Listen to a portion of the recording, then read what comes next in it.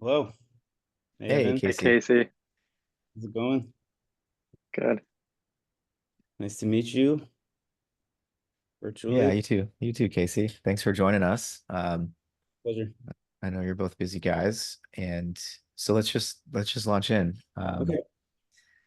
I would love it if just to get things started, you could both introduce yourselves. I mean, Evan and I have been friends for many years. Casey, we've just started chatting and getting to know each other. But yeah, for the sake of setting the context for each of your backgrounds before we get into the topic at hand. Um, Casey, why don't you go first? Just who you are, the work that you do, and a little bit about, your connection to psychedelics and psychedelic research and therapy. Yeah, I'd be happy to. Yeah, my name's Casey Paleos. I'm a psychiatrist, psychedelic researcher. Um, since around 2010, I was lucky enough to be doing my psychiatry residency at NYU at the time that the psilocybin cancer anxiety study was launched, and was lucky enough to participate in that study as a study therapist, which is how I cut my teeth on the use of these agents, psychedelics for mental health indications, which was totally life-changing and career changing, career defining for me.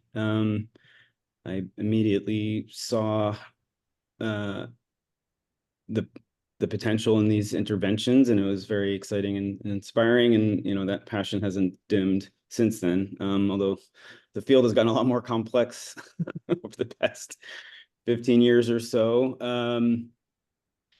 But and frankly, if it weren't for psychedelic assisted therapies, I don't know that I would be a practicing psychiatrist at this point, because the conventional model leaves quite a lot to be desired, in my mind and heart. So we can maybe get into that later. But um, yeah, and so I was a study therapist there. I stayed on as a faculty at NYU for a number of years afterwards in the consult liaison department and emergency psychiatry.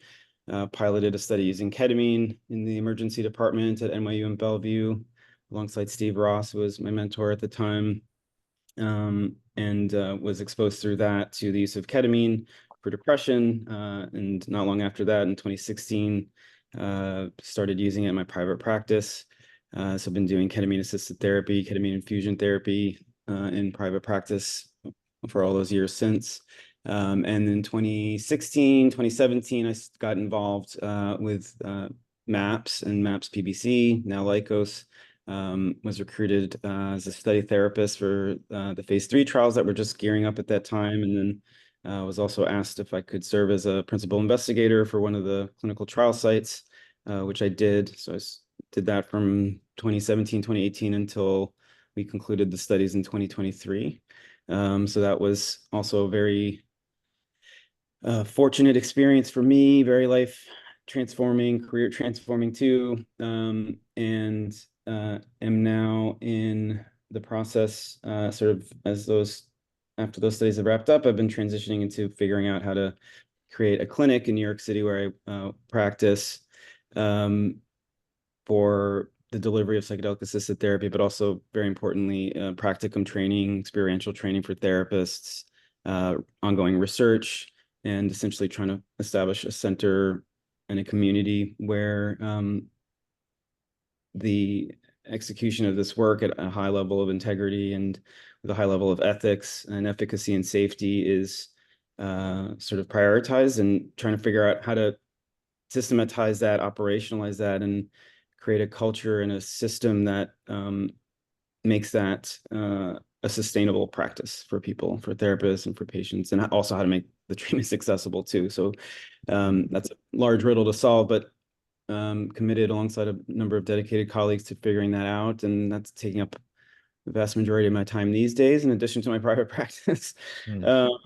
And then finally, I'll just say that my interest in psychedelics began personally in my late adolescence, early 20s. In college, I had some, uh, I guess you would call them recreational experiences back then, just through experimentation, as kids often do. Back then, this was the mid 90s. There was not a lot of framework around, uh, conscientious, intentional use of this. I was vaguely familiar with the work that had taken place in the 50s and 60s, but was not even aware at that time of the work of Stan Grof, or didn't know about holotropic breath work or spiritual emergence, and ended up Probably having, found arrowit.org, right? At that not time. back then, no, No, it not wasn't even. even, Oh, and I thought it came up in it the might have, it might 90s. have been around, but I maybe I just didn't find Not it many back. people had the internet in the 90s yet. It was kind of Yeah, like, yeah, I did have the internet, but I don't. Maybe I probably just wasn't savvy enough to find it. That would have yeah. been cool if I had.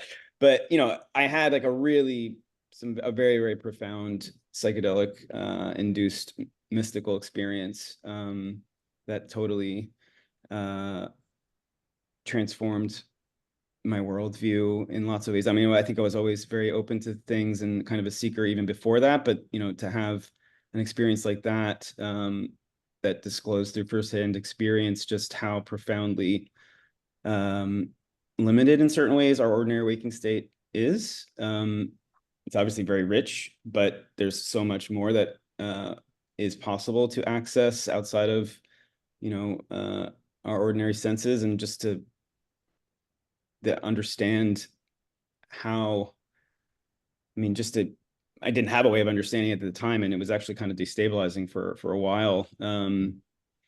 But just knowing that there was a huge, vast sort of dimension of reality that was really just, as William James puts it, just beyond kind of the filmiest of veils, just right there to pierce that veil unintentionally and wake up in it, was really something I've been trying to make sense of ever since, and it's Mm, been 30 years. So yeah. Well, yeah. yeah, helpful to have that the personal as well as the professional context there. And yeah, Evan, do you want to share along the same lines? I mean, we've got Casey as a psychiatrist and you as a clinical psychologist, but also, yeah, speak to your personal connection too after you share about your work. Sure. Yeah, I got involved maybe something like 2010, and I was in Charleston at the time in grad school for psychotherapy. And to use Casey's expression, there was just something left to be desired about, maybe you could say, like the current evidence-based practice. Didn't feel like I was left with a whole lot in terms of how to work with clients. And coincidentally, there in Charleston, I was coaching a wrestling team there at the Citadel, so a military college, and met the Mithoffers by chance. And they were about to do a therapy training in 2010. So I got involved in that along with the team from Jordan that never became a study, and was really just blown away by the videos. They always had the videos accessible in their trainings, even back then. And I always tell people that when I saw the videos, I sort of, at one point, I think I had too much coffee or something that day. I had to relieve myself. I went to the bathroom and had like a mini panic because of the profundity of the video, and just seeing what this work could do. And it was just an instant, okay, this is both this is what I need and want to do, and then a little bit of like, I'm not worthy. Can I do this? Am I being invited into this?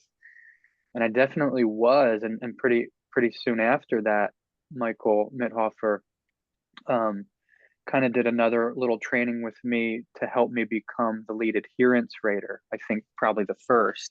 I guess maybe he was a bit of the adherence rater before that, or wasn't really established as a thing.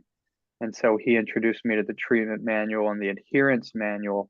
And immediately we got started in revising the adherence items that ended up being my job for probably about 7 years as the lead adherence rater for MAP. So bringing in new cohorts of adherence raters and training them by watching video and establishing inter-rater reliability. So I was sort of thought as the gold standard, and getting other raters to kind of see the sessions in a similar enough way as I was seeing them, just so that we could rate it, the new therapists coming through on their adherence to the treatment manual. And so there's all these ideas about what the therapy should look like, certain conversations you should have to prepare somebody. And then, of course, all the essential pieces of what the therapy is about, like the inner healer, the non-directive, now inner directed approach, beginner's mind, things like that. Some of the softer language and how to talk about that, both without reifying it and also as a way of sort of creating conditions for trusting a process.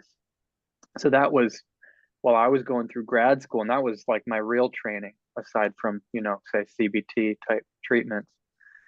And I was just all about it. And I decided I was going to go to CIIS to do a doctorate on their work. They were getting such good results quantitatively that I thought, okay, I could see a need to do a dissertation here that's qualitative. What's going on in these sessions in a way that we could sort of map out a sense of method of action from the psychotherapy point of view.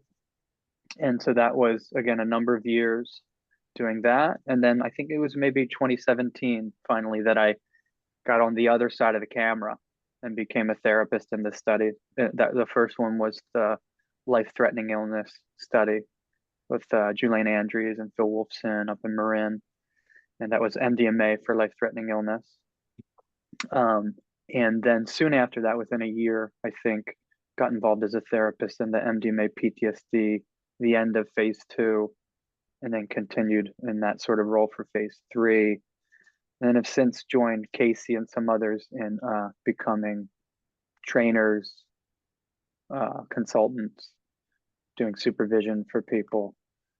And yeah, I guess I'll keep it to that. But I will say that I part of what sparked my interest in CIS was, for one, the fact that I could do a dissertation on psychedelics. At that time, it wasn't as likely or easy to get involved in that kind of research for your dissertation, and also really got involved in depth psychology. I had already, probably my introduction had already happened because I was interested in Jung and dreams.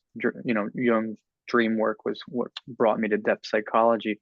But also looking back all the way to undergrad in Chapel Hill, North Carolina, I did my thesis on some of Otto Rank's ideas. He was just an early therapist. So there's some, maybe you could say, synchronicity, serendipity there, that I was already turned on to Rank, and then here find out, years later, that that's maybe one of the inspiring thinkers, Jung and Rank, and many others that Stan Grof uses to develop his way of working with the transpersonal and the perinatal and all that interesting stuff that he taps into.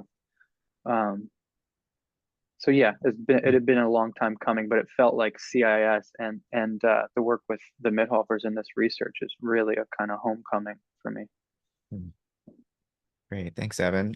Thanks, Casey. So yeah, I'm so excited to speak with you both about this subject. I mean, people who watch this will know I'm a philosopher, but I've always been interested in psychedelics because of personal experiences. Psilocybin as a 19-year-old definitely changed my life.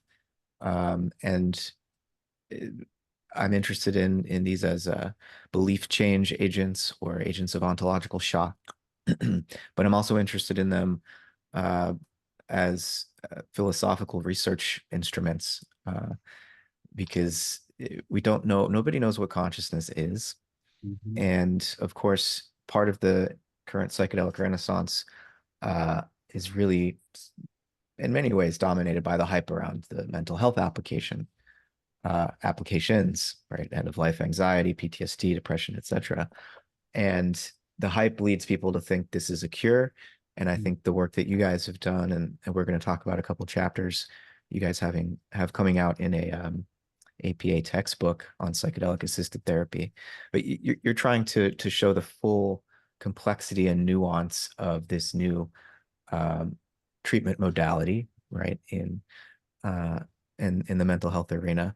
But I think hopefully we'll also have a chance today to talk about the deeper philosophical questions that are raised, and even transpersonal, religious, spiritual questions that are raised by these experiences. Because I think for both of you, Evan, I don't even know if you had tried MDMA yourself yet, and you don't have to divulge that at all. But when you saw the videos and had, went to go take a piss and the contact high had you already tripping. Like these substances are hard to contain in the categories that uh, psychiatry, clinical psychology, and the medical model are used to working with, right? And so I know you've both spoken to that in different ways, but so the slightly narrower context for this conversation is, of course, MAPS and Lykos's phase 3 trial. The FDA had granted them, um, breakthrough status, and then last month there was this advisory committee meeting. Public comments were made by various people, very positive comments by a lot of the veterans involved, and some critical comments from people at a psychedelic watchdog organization called Symposia. And so I know we want to get into that because a lot of the nuance gets lost, I think, when terms like therapy cult, for example, get thrown around. And when the idea of an inner healing intelligence gets depicted in the flattest, most caricatured way that one could imagine. And so I think maybe a good place to start here would be the cultural biases and also the epistemological and ontological biases that go into this type of research. And Casey, I wonder if you could speak to that. You go into this in great depth in your chapter, but as a psychiatrist who wants to study psychedelics in the context of a psychotherapeutic intervention into some mental disorder, what are some of the biases that you struggle with before you can even begin to say something valuable about this phenomenon? Yeah, well, it's a big question. I'll do my best to answer it coherently.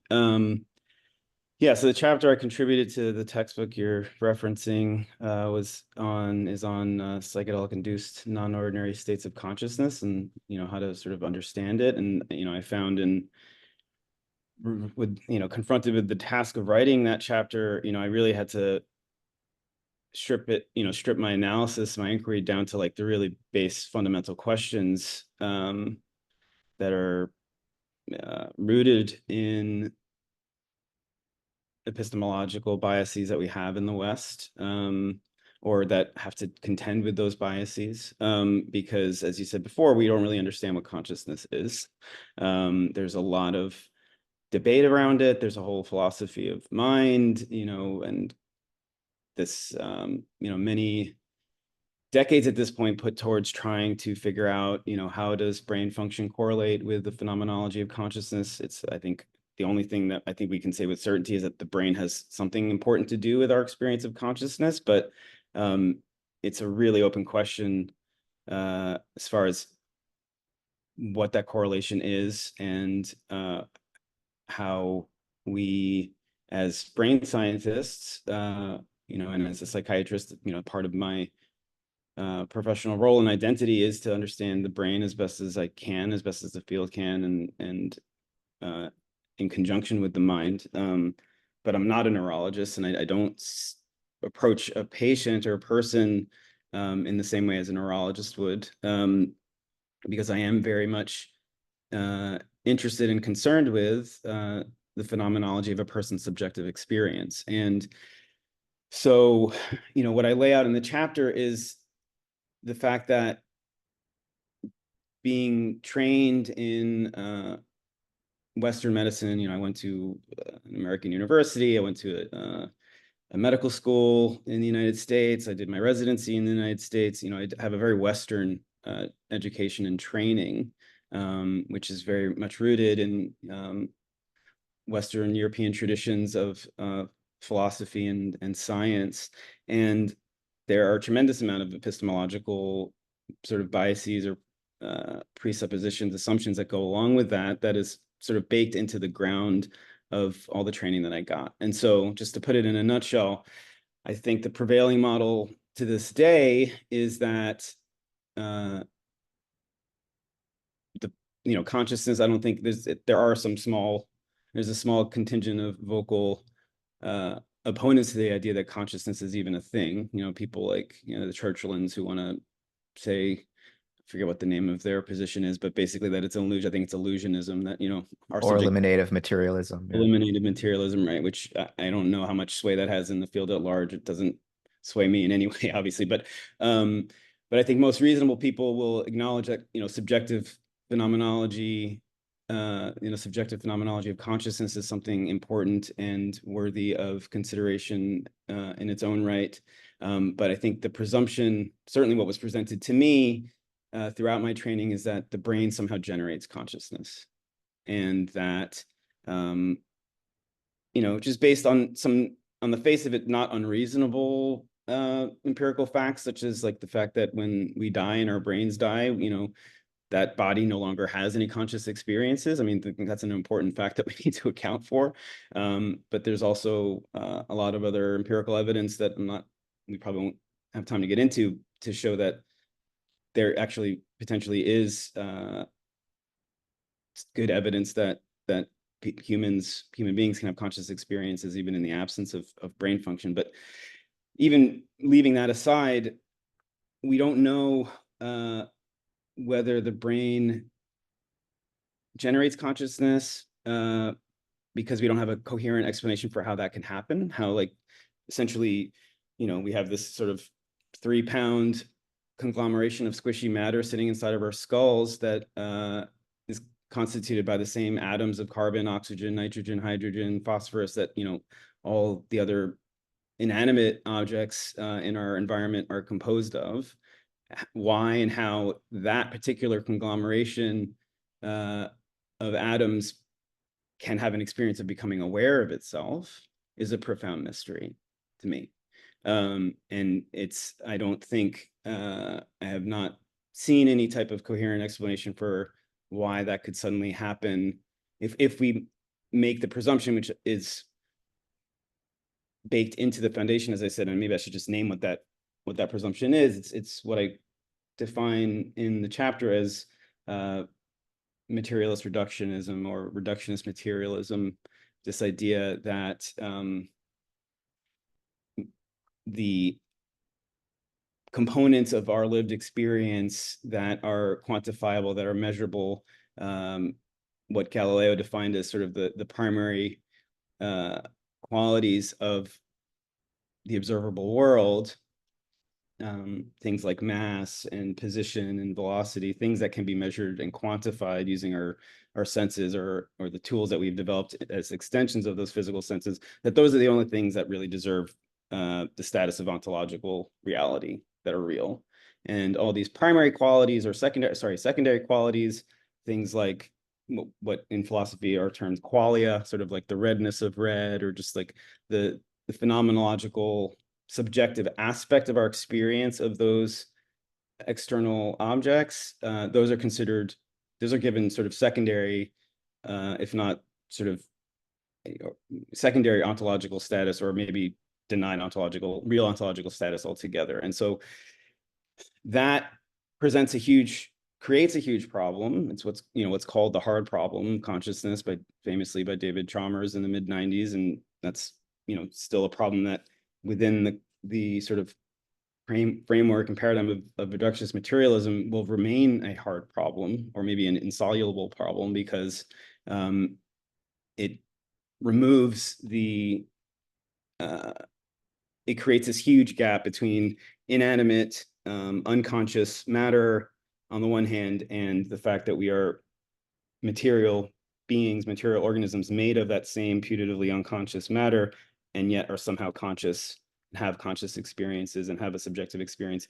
That's a gap that I don't think will ever be bridged from within the reductionist materialist paradigm, which has led me over the years to really try and look at other ways of thinking about this that are out there, and I think that are gradually gaining traction. Things like panpsychism, or panentheism, panagentialism more recently with the work of Philip Goff and others. Also, this type of inquiry led me also to the work of Alfred North Whitehead and process philosophy, which, as I understand it, is also in many ways sort of a panpsychist type of philosophy, and obviously you know a ton more about that than I do, Matt. But so this idea that rather than saying, you know, all the atoms that make up the material universe are just unconscious and inanimate, if you instead open up to the idea that possibly there is some type of proto-subjectivity or interiority to matter at its most fundamental level, at the quantum or atomic, subatomic level, then it starts to create a framework for me, or a groundwork for me, that allows this idea that we can be material beings and also have subjective conscious experiences. It makes that a lot more comprehensible and coherent to me as an idea. So, Yeah. you know, and that's not, this may seem like an arcane sort of abstract concern, but to me, it's really fundamental to how I approach the work of psychedelics, like what psychedelics do when people take them, and what is happening in a psychedelic-assisted therapy session, because for reasons we can, I'm sure, get into, but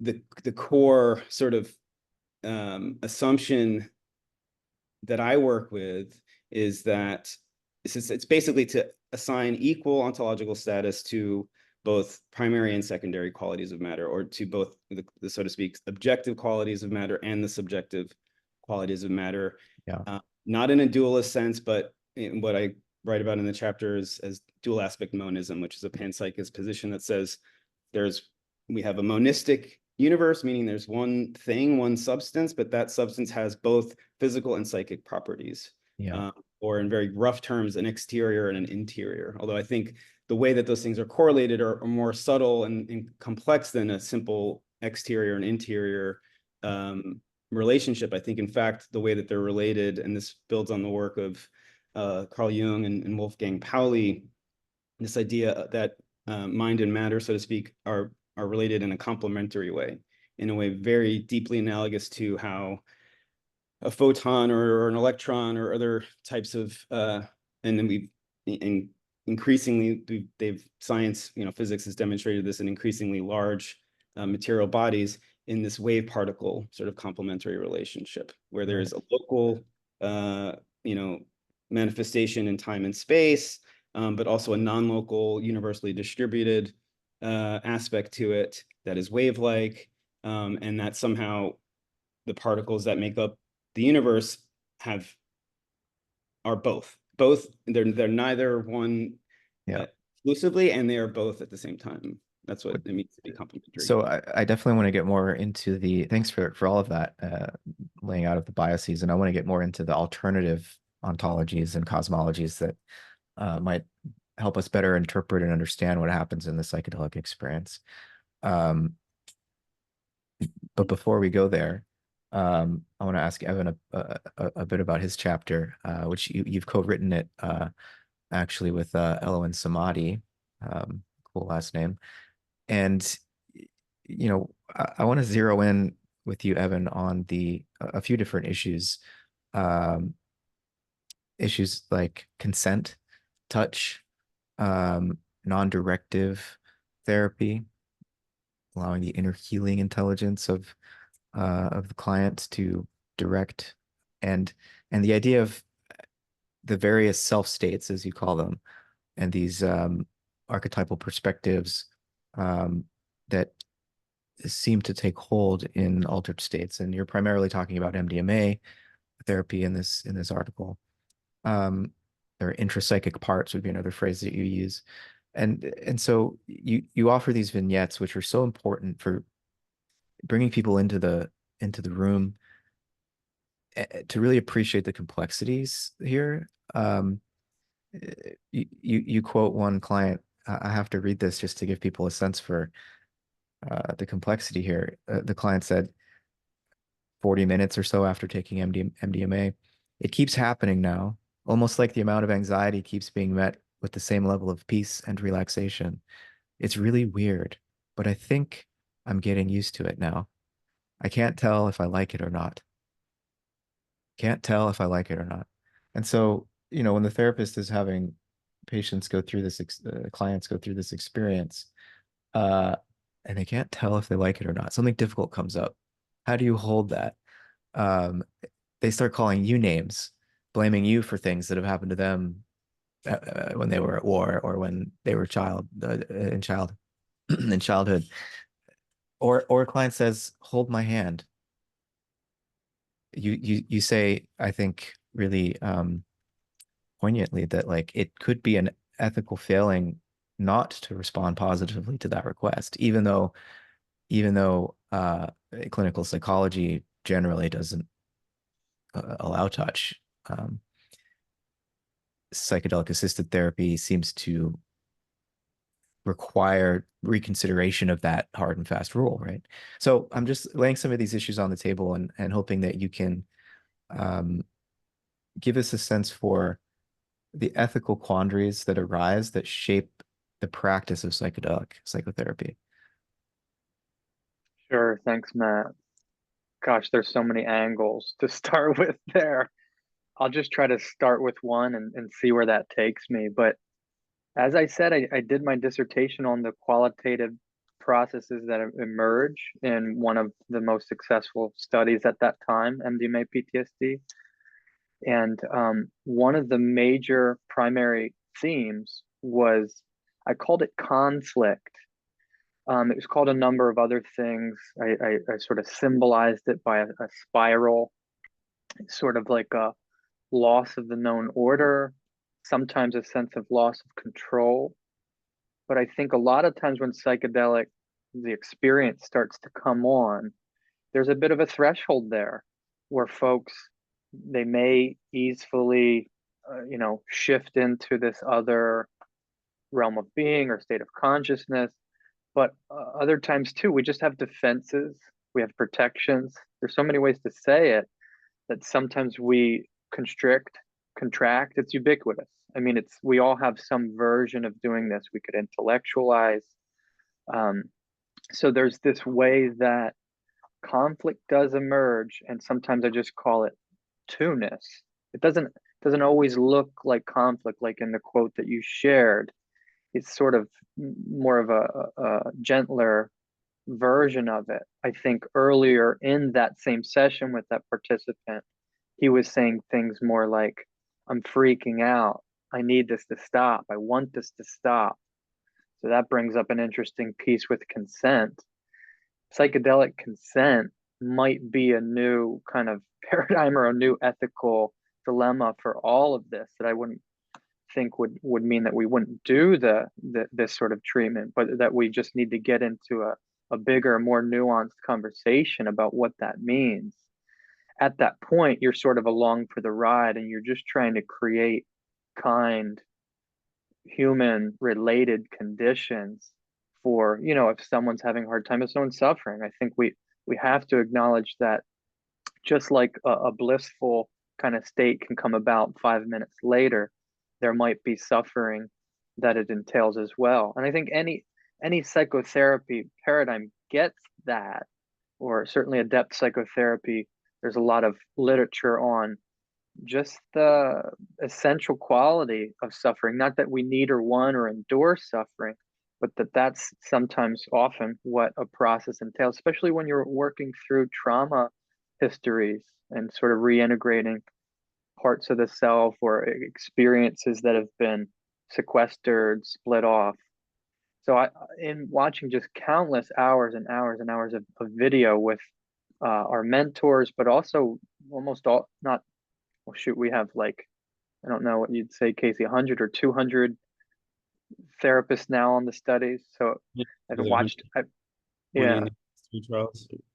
yeah. So I haven't watched everybody, but I've watched quite a lot of therapists that this thing comes up that you might call conflict, and say with the Midhoffers, some of our mentors, they don't necessarily always teach or train about it, but I've seen them do it in a clinical situation.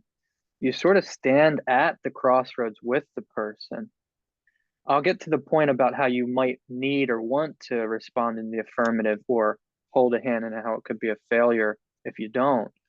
But there's also this point of being at the crossroads, seeing there's like a path to the left or the right, you could say, even if that's, sunshine and rainbows over here, and, stormy weather over here.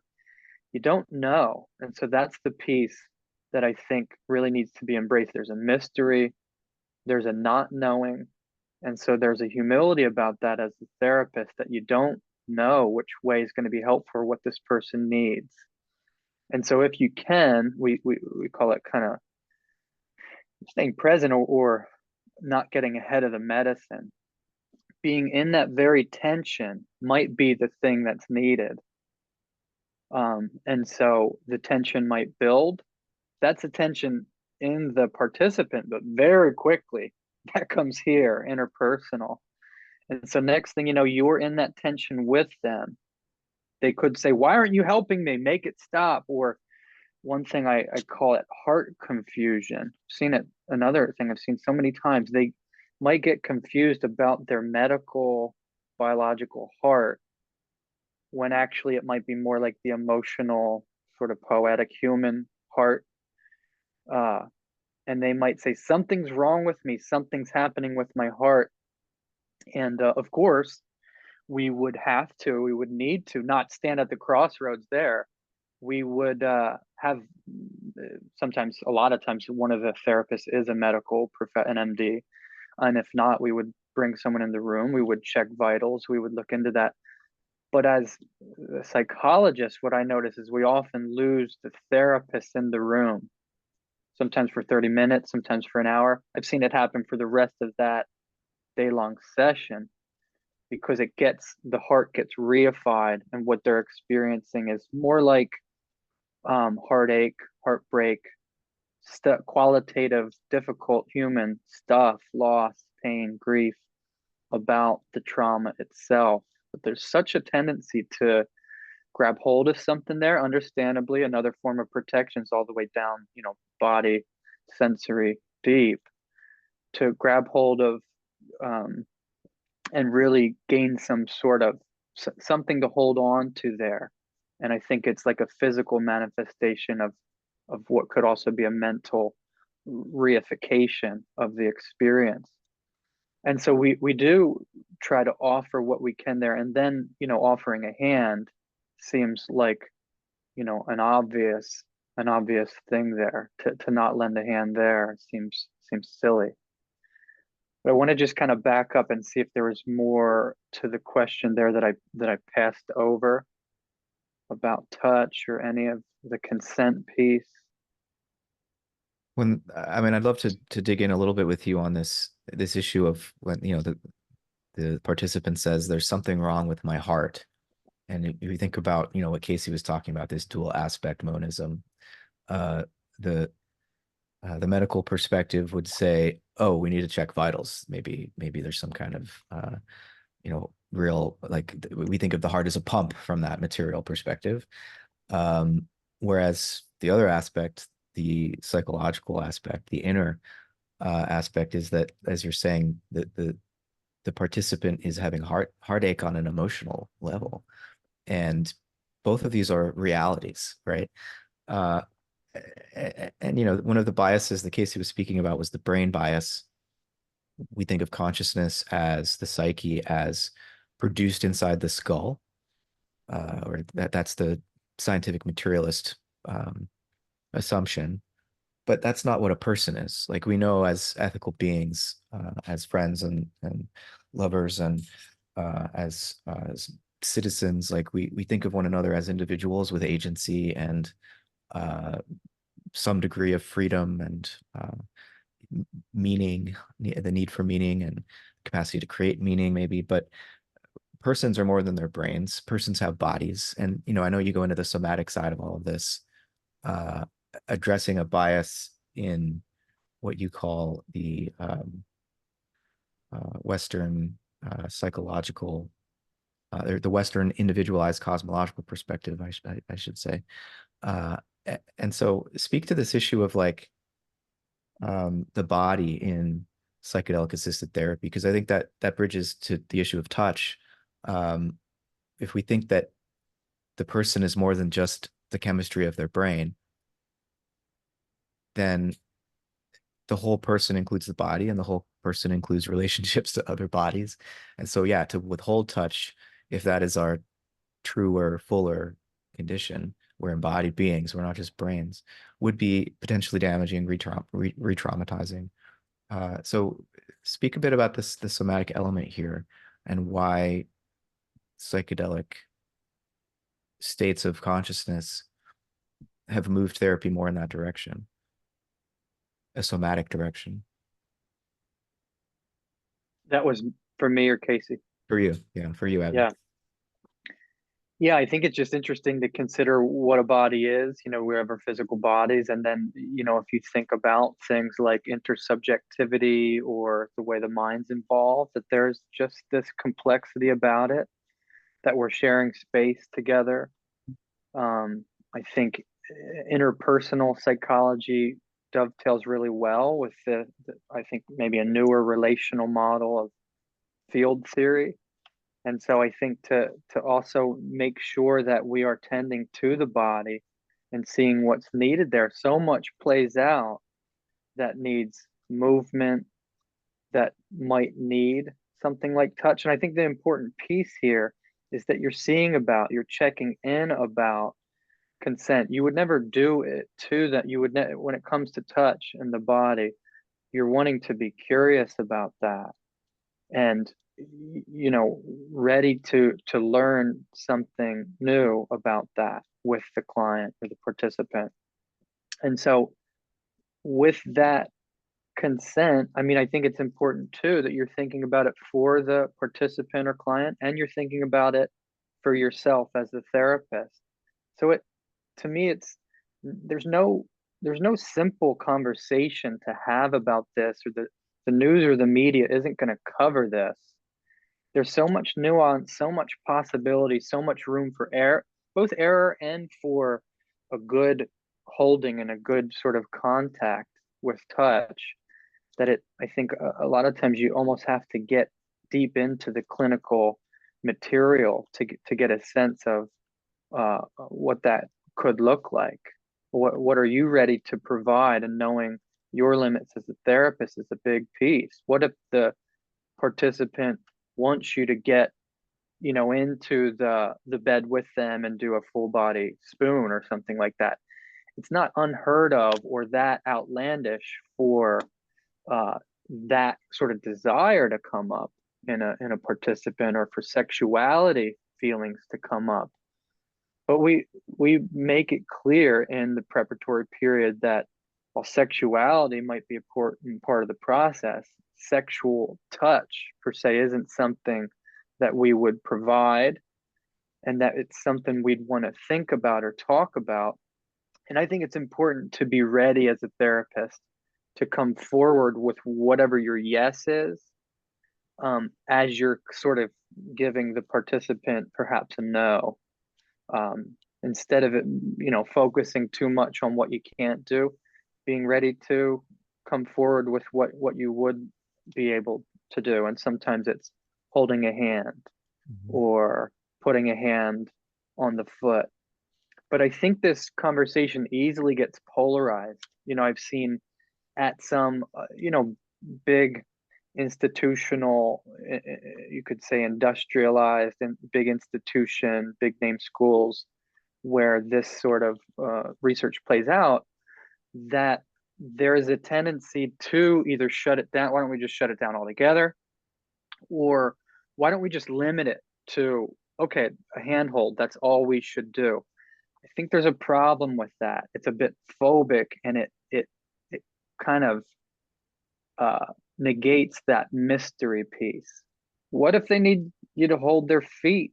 What if it's their shoulder?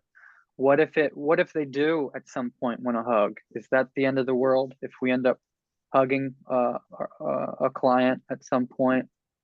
And so and I'm concerned about consent and psychedelic consent, and feel like the nuanced conversation really needs to happen. I want people to be safe and protected more than anything. But at the same time, trauma therapy has these edgy sides to it, and edgy affects to it. And so with the touch as well, and with consent, I think we need something that allows for an aliveness in the moment, to figure it out and to explore those spaces with a co-therapist, with the participant, with safety in mind, but also thinking about attachment needs and what's needed in the moment. Yeah, I'd like to add something to that, if I may. Please, Casey. Two things. One, yeah, I agree with everything that Evan just said, and but I also want to emphasize something around touch and sexual touch in particular. I think it's we unequivocally state in the treatment and the way that we've conducted the clinical trials that I was a part of with MDMA assisted therapy. It's unequivocally stated that there will be no sexual touch whatsoever, even if those desires come up. It's not ethical for a therapist to be engaging with a participant in any type of sexual activity, even if the participant consents to it and really wants it. It's unethical. Like, consent works both ways, first of all. So like the therapist would need to be consenting to that. I would never consent to that. No therapist that I know that is worthy of the name would consent to that. So just what's state unequivocally, there is a slippery slope between a hug and sexual activity potentially, but I don't think a hug is unethical. Whereas I do think any type of sexual touch is unethical. And so let's just be very, very clear and unambiguous around that.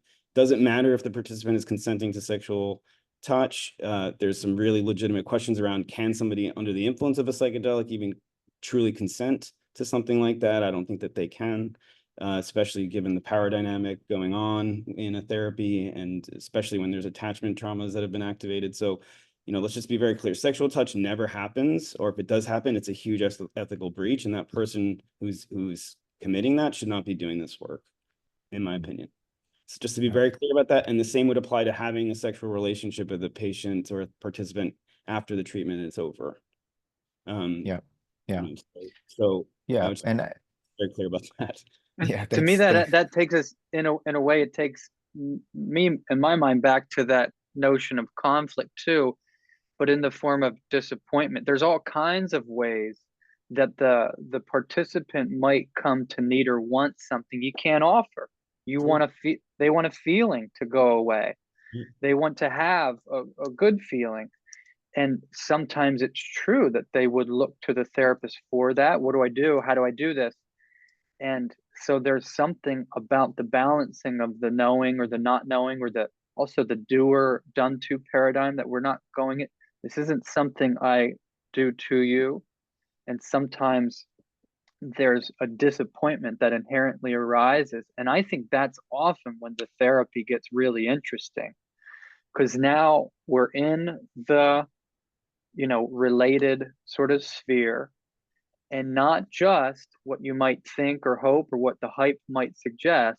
It's all going to be good and loving. That actually we're in this related place and you're disappointed with me. And how do we hold that? And how do we explore that? And how does the therapist take that on and work with it in a way that's helpful for the client? Yeah. Without Yes. taking over. Right. Yeah. And this is why it's so important for therapists doing this work to be doing their own inner work in whatever ways that needs to happen for them, because participants, and I've seen it happen over and over again, even in conventional non-psychedelic assisted therapies, participants will idealize their therapists, patients will do this, or transference and countertransference is a very powerful thing. I've been the recipient of sexual transference on occasion within my own private practice, not so much in clinical trials, but as a therapist, it's my job to hold a safe space around that, obviously never to act on it, but also to not push it away or shame the person or make them feel that they did something wrong. It becomes as Evan just alluded to, it can become a really fruitful area of discussion and working through that disappointment, disentangling the transference, helping them understand that that's what is going on. And also, as therapists, we are also humans and we are subject to countertransference. And, it might be that there might be some sexual attraction on the part of the therapist towards the participant or a patient. That happens all the time in psychotherapy, right? Regardless of psychedelic assisted or not.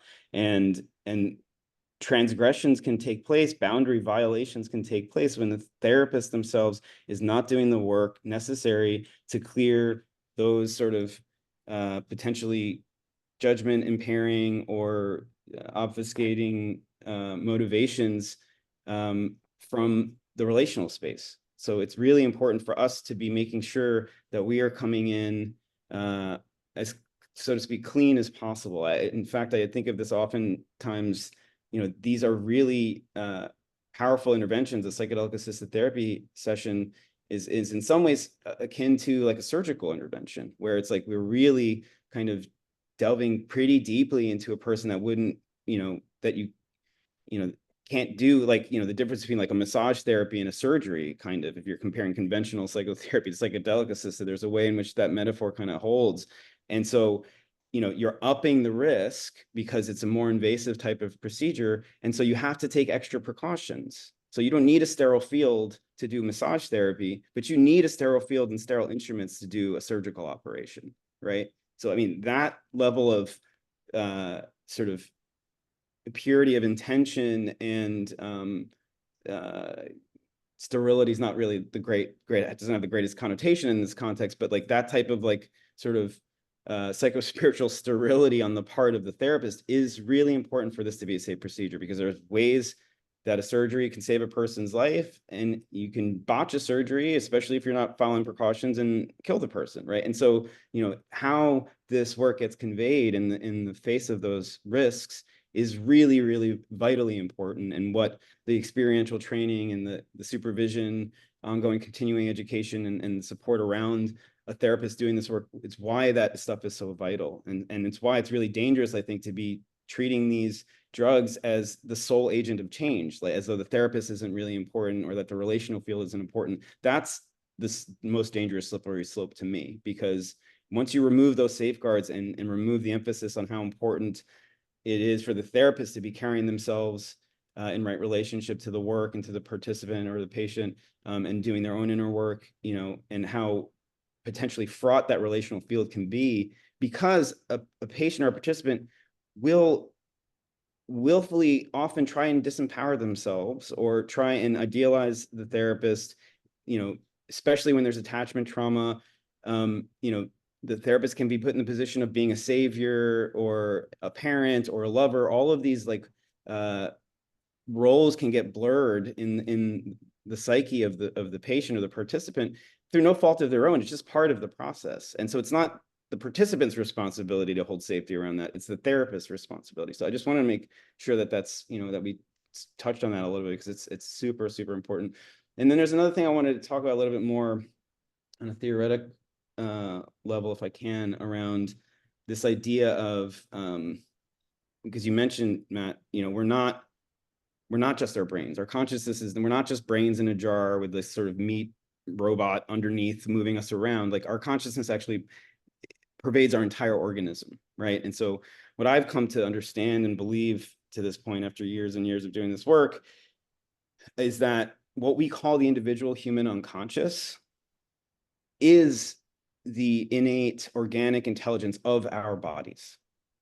Which is to say that, as I mentioned before, if you think about, and I didn't have enough, due to space limitations, I couldn't really get into the wave particle duality of consciousness idea very much in the chapter. But if it's an important concept, I think, or for me, it's been a really helpful heuristic in thinking about this. If you think about consciousness having this non-local distributed aspect to it, and I would say it's non-locally distributed throughout the body, and we know this through the work of Bessel van der Kolk and others. This whole idea about the body keeps the score, and certain I've talked to massage therapists who do work where there'll be a certain area of pain or tightness in a person's body, and they will massage that. And with that release of that physical tension, memories can come up and emotions can come up that were previously occluded from the person's conscious awareness. So that's just one small example of how, our consciousness, our memories can, everything that we experience phenomenologically as consciousness, I think, is non-locally distributed throughout our bodies. I think the brain exists as a sort of an organ that modulates the membrane that exists between conscious and unconscious, right? And we can get into that. I'll probably maybe talk a little bit later about this idea this heuristic I develop in the chapter called the cellular model of the ego. We can maybe talk about that later, Yeah. but this idea that like consciousness is non-locally distributed in the body, which means sometimes and to be more specific about this, the thing that we normally identify in ourselves as consciousness or intelligence is actually, I think, only a small subset, or kind of like almost like this, like the tip of the iceberg of what our true intelligence is. This little rind of neocortex that is developed, in the very, very recent and geologic or evolutionary terms past for us, which is, mediates our sort of linguistic and conceptual understanding of ourselves and the world. That is a very powerful tool that we have in our consciousness, but it's not the entirety of our consciousness. And in fact, I think it's a smaller part of what our whole consciousness is. And so, which is to say that this linguistic conceptual mind, so to speak, that we have, which we ordinarily think is the sum total of all that our intelligence is, it's actually not the sum total. It's a small portion, and the sum total includes things like the non-verbal, non-conceptual intelligence that's in our bodies that arises in things like dreams, the symbology of dreams, arises in symbols and images and visions that arise during psychedelic experiences, and arises in somatic feelings that arise just in ordinary lived day-to-day life and are intensified in psychedelic experiences. All those things are manifestations or signals from an intelligent system that is us as an organism. And then I would say even deeper than that is what Carl Jung called the collective unconscious, which is, if you accept this idea that, maybe matter has both a psychic and a physical aspect, and we have this sort of dual aspect monist conception of the physical world, and you can open to the idea that maybe the psychic aspect of that is non-locally distributed, then that starts to open up this idea that a relational field between people who are in close proximity to each other can arise that has a sort of intelligence in and of itself that is greater than the sum of its parts. Just like our bodies are made up of cells that organize into tissues, that organize into organs, and each of those has its own sort of intelligence and purposiveness.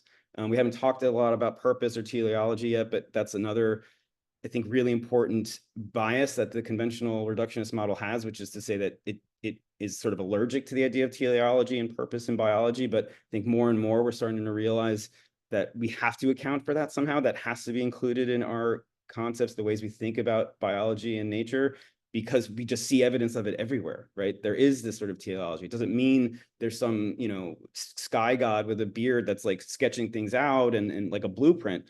It's not that, in my opinion, but it does mean that there is an innate purposiveness and teleological nature to organic processes, which are manifested both physically and, I think, psychologically and psychospiritually for us. And so, and so to say, just like we can be made up of trillions of cells, and yet those cells somehow cohere into this unitive organism that has its own sort of emergent intelligence and purpose that is much greater than the sum of any individual part, of all of its individual parts. I think the same can be said when we have beings like ourselves in relation to one another, right? And so, which is to say that something very real is happening when we say like a contact high, right? Like we can kind of say that in a colloquial sense, and like maybe and not without being very rigorous on what we actually mean by that. I mean, I think that's a real phenomenon. There's something happening in the relational field when you're in an empathic resonance with another human being. And we have some biological evidence of this, with mirror neurons and things like this, but it's clear that something is happening physiologically, which again, if we're taking a dual aspect monist position, a physiological phenomenon is also a psychic phenomenon, right? And if it's a physiologic phenomenon involving two people, then there's a psychic phenomenon involving those two people.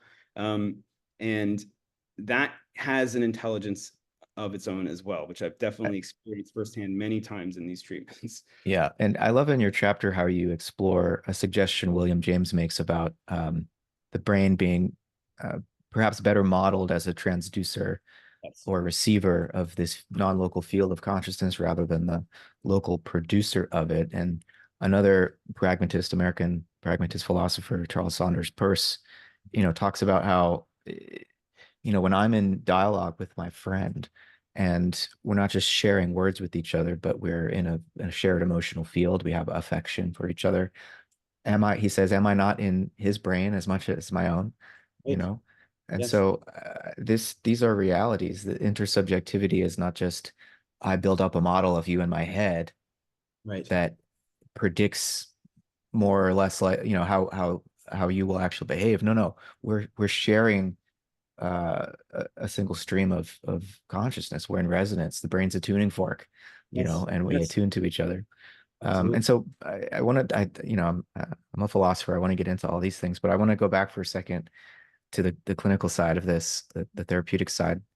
Um, your surgery metaphor earlier that, psychedelic assisted therapy is more like surgery, whereas talk therapy is more like massage. I think that really works. And then you have to clean your hands before surgery of your unresolved sexual lack of sexual fulfillment or whatever desires might be going on. You leave that outside the clinical setting, Absolutely. and you're supporting this participant with clear boundaries, professional boundaries and ethical boundaries. But the thing also about that metaphor is where it doesn't work is, I think, if we think of psychedelic assisted therapy as a kind of surgery, then we might be led to imagine that PTSD is a tumor that the Mm, therapist is going to yeah. cut out and Right. Right. remove. There are And ways definitely. Yeah. Let me be clear. There's ways in which that metaphor really falls short of sure, the and reality. all metaphors It do also implies that eventually, like, but it also implies that the participant is asleep and not an active participant in it, which is absolutely not the case, or that the Mhm. surgeon, so to speak, or the therapist is doing all the work. Yeah, none of that is of Right, that metaphor is applicable to what I'm saying. It's just right. only insofar as like the precautions that need to be taken. Yeah. But and so I wanna, yeah, I totally understood that. I just was thinking about how the metaphor carries forward and where, yeah, it doesn't seem to work in this respect. But Evan, you were talking about conflict that arises in the sessions and the delicate maneuvering that a therapist has to do to not just make it all sunshine and rainbows and try to rush the participant out of bad feelings, but to really sit there with them and be in it, be present to it. Um, that means that, you don't take MDMA and engage in MDMA assisted psychotherapy for as if you might be cured, right? It's certainly there's plenty of evidence of improvement in some of these conditions, but cure, I think, lends itself to this hype engine and leads to certain forms of equally overhyped criticism, I would say. And I don't want to get too much into the mud and the polemic here, but let's give the people a little bit of what they want. I want to just quote a line from Nishay Deveneaux's letter that she wrote to this FDA advisory committee, where she said, um, therapy cults transform therapeutic and personality theories into totalizing ideologies that promise reductive solutions for diverse causes of psychological distress. While they claim to combine science and spirituality into evidence-based techniques for healing trauma, they are associated with patterns of specific iatrogenic harms as they remold individuality to conform to the values and needs of the cult while precluding doubt and criticism. Now, everything I've heard you both share suggests to me the exact opposite of a totalizing ideology that promises reductive solutions. It seems more like that statement is a bit reductive.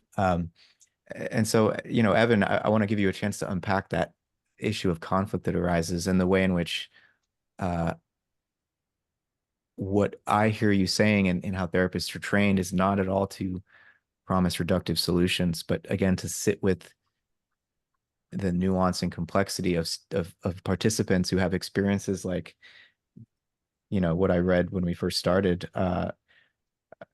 I can't tell if I like it or not, you know.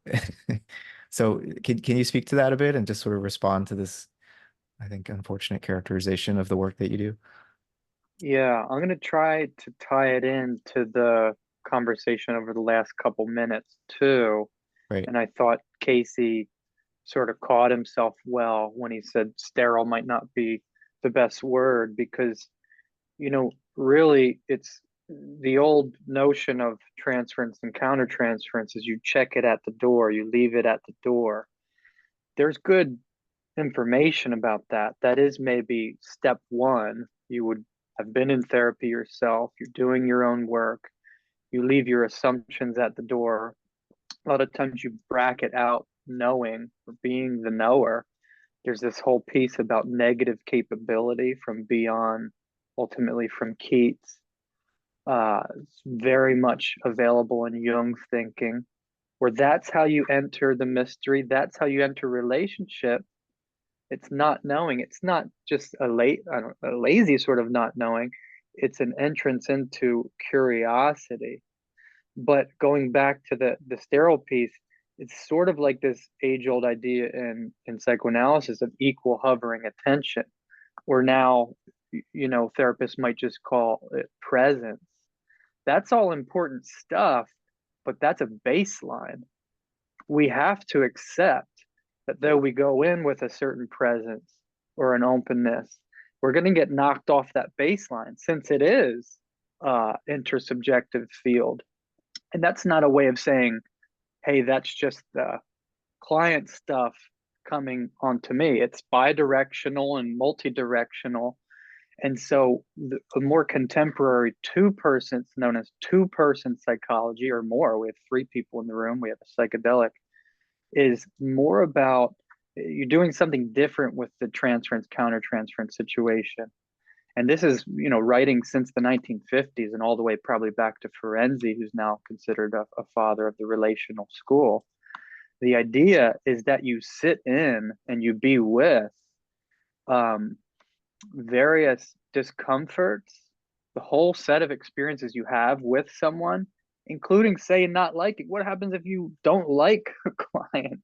Or it's not an absolute feeling, but you're in this session on this day or in this way, you're having not liking feelings towards the client. If you just bracket that out, you might miss the fact that this says so much. This is the best lens into the internal object world of the client. And it might be through the lens or through your storyline, or your mind might be populating it through your experience with your father or something, your mother, whatever. But it's still a broader lens to look at it as why here and now with this participant am I reminded of my aunt that I always used to fight with? Why do I therefore not have a not liking feeling? It's an entry point. And so this is almost risky to say this because it could be taken the wrong way. Enactment is our best lens. It's not an endorsement of enactment. It's an acknowledgement that enactment is happening all the time. And so because we don't want to enter into a do or done to paradigm, doesn't mean that as humans that we can always be in this surrendered other paradigm where we're just offering some good clean space. A relational way of doing this work means that we accept that even though we want to hold certain things back, we're always revealing and showing these parts, but it's all fodder, it's all information.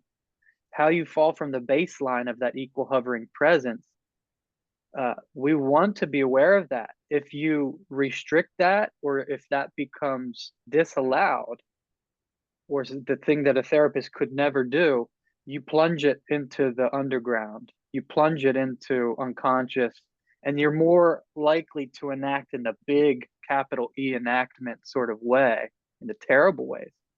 You want a broad registry instead, a very sensitive register of enactment, so that when it's in the smaller form, or certain feelings that you have towards the therapist, that you can be aware of it and not be so ashamed of it, that you can think about it without too much anxiety that almost blocks the thinking and the even noticing, the registering of it. So I think that's really important stuff. Moving psychotherapy from a one-person psychology to two-person psychology. Depth psychotherapy knows about this, it does this. But I think in psychedelic therapy, we're still needing to sort of make that shift. And I think some of that hype and that, oh, I'm here to give something good, that's true. but it misses this whole other piece where we might be here to receive something really edgy or nasty, or I might say, quote, bad. It's not bad in a reified way, but a bad feeling. What does it mean to receive that and take that on and do some work with it, or to realize you're full of something, some response to the client that, gosh, this isn't in line with your omnipotent therapist healer fantasy. So yeah, I heard you quote that piece from Nishay, and I just don't recognize it. I know it is a possibility, and I know it as something that happens. But I think, again, you need therapists to be thinking about this, and there needs to be a broad net for us to be human and to notice these things so that we can come back to baseline. But sometimes the way you lose it is the best sense you're going to get of the trauma content. Is that making sense? Mm-hmm. Yeah, yeah, no, absolutely. Thank you for, addressing some of that nuance that's so much needed in this conversation. I'd like to Um, a little bit yeah, too. no, Casey, I'd love to hear what you have to say about that, please. Yeah, and yeah, I think Evan is communicating something really important and deep and nuanced. And the thing that feels most important for me to take out of what he just said is just how central and important humility is as a character trait for a therapist doing this work. And I often will tell people, if I'm doing trainings or supervisions, like, humility is probably the most important character trait for a therapist doing this work. Humility in the face of the person's inner healing, the participant's inner healing intelligence, their capacity to access resources that have the power to heal them, and also humility in the faces of the ways in which that can go astray, or something in the dynamic, if that we are bringing into the room, or that the dynamic with the participant is creating can get in the way of that. Humility in the face of the deep mystery of these states of consciousness, and the deep mystery really of any healing process. It's deeply mysterious in certain ways. We offer Nobel Prizes every year to scientists that figure out some tiny corner of the mechanism that our incredibly intelligent bodies use to heal themselves, right? I mean, it's like there's a deep mystery there, and that's what I think of when I say the term inner healing intelligence. I'm talking about the deep organic intelligence that is embedded in all of nature, that expresses itself through this evident sort of purposive teleological way. And so, humility in the face of that, and to my understanding, what makes some type of therapeutic session or therapeutic interaction the activity of a therapy cult is that the therapist is there to gratify some need of their own. It's to gratify a need to make the participant or the patient they're working with conform to some predetermined way of being or thinking, to basically mold people into their way of thinking, and is there essentially to gratify themselves, and to override what the actual truth and authentic experience and authentic need of the participant is. All of that stuff is overridden in a therapy cult, as far as I understand it. And none of that is going on in these treatments, as I've experienced them, or as I've observed it being conducted by any of my mentors or trainers or any of my colleagues doing this work. Rather, what is happening is we are going in there, when this work is being done really well, we are going in there with a humble attitude towards the things that we don't know and don't understand, and with the intention of not imposing some predetermined way of being or thinking on the participant, but rather we are trying to constantly attune to what the inner healing intelligence of the participant is essentially trying to instantiate or manifest in the context of the psychotherapy, which can only happen when there is a safe, attuned relational dynamic. And so it's weird, it's kind of bizarre to hear this the concept of the inner healing intelligence being held up as some type of evidence that we are a therapy cult. To me, the inner healing intelligence and the inner directed approach is what preserves us most from falling prey to this idea that we have all the answers and we're going to foist some type of predetermined ideology onto people. It's the opposite of a totalizing ideology. If there's an ideology here at all, it's that we don't have all the answers for a person in terms of what they need for healing. We are there to give, first of all, help our participants, our patients understand that there is that deep wisdom embedded within themselves, and that there are ways in which a psychotherapeutic process can sort of release blockages and occlusions and constrictions, as Evan mentioned earlier, that can get in the way of those forces within ourselves, those very real, although non-physical, psychospiritual forces that can heal a person from a trauma. We're there to essentially optimize the conditions for that to happen, just as any other medical practitioner or healthcare practitioner or mental health practitioner does. The most that any practitioner in the health field can do is optimize a condition for the person and their organism to heal itself. That's true of surgery, it's true of medicine, it's true of psychiatry, it's true of clinical psychology.